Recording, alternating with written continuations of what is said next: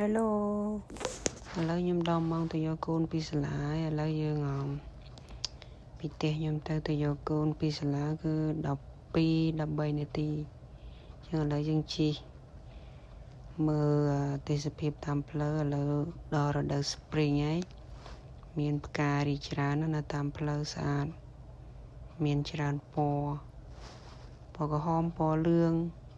ពណ៌បៃតងមានច្រើនពណ៌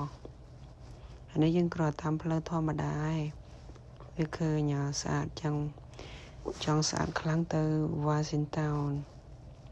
Washington DC បញ្ញមអត់មានឱកាសបានទៅទៅមើលផ្កាប៉ុន្តែនៅតាមផ្លូវយើងអាចទៅនៅមើលឃើញផ្ការីកស្គីស្អាតតាមផ្លូវព្រោះស្រុកគេសម្បូរដើមឈើហើយមានពណ៌លឿងពណ៌ក្រហមពណ៌សហើយចេញផ្កាមកស្អាតយើងជិះតាមផ្លូវទៅយើងមានអារម្មណ៍ថា